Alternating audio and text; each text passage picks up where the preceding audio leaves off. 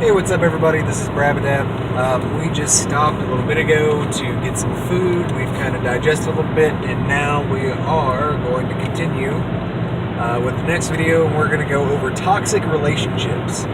So, everybody at some point, unfortunately, well, not I won't say everybody, but most people, unfortunately, find themselves in a toxic relationship sometimes. It can be very mild, or it can be very extreme. It just depends on the person and the situation. So the reason I'm doing this is that somebody actually requested for me to do this. They needed advice on what they should do in a situation, and they thought that because I gave them advice in the past or something like that, that they think that it would be a good idea for me to do a video on toxic relationships. Or somebody gave them advice in the past on toxic relationships, and they want to hear my input on it and what I would do in that situation. A few years ago, I was in, actually 5 years ago is when it started. Was when it started. I was in a very toxic relationship. Well, almost 5, because we've been together for almost 2 years. So almost 5. And I was in a very toxic relationship. Me and that person constantly did things to each other to get back at each other for something else or for some other reason. And it all around was just a bad relationship to be in. It became less based on how much we liked each other and more based on how much we could hurt each other. And that's not any sort of situation that anybody should ever be in.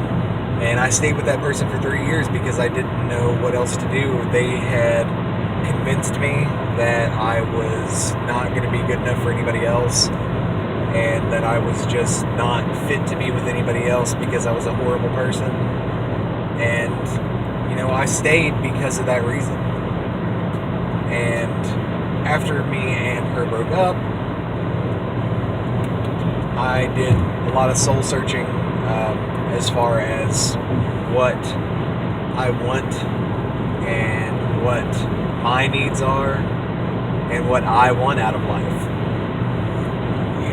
And that's ultimately what you need to do if you're in a toxic relationship. If you recognize that what you're in is toxic and that you don't need to be in it anymore and you don't need to deal with what they're putting you through, then the biggest thing that I can tell you is to just leave.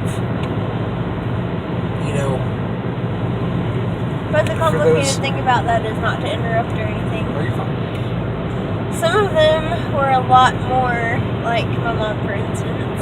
When you have kids and it's a toxic relationship, a little bit further than what you're talking about. Right, and that's the they further have, like, end of the women spectrum. Crisis centers and places like that for people.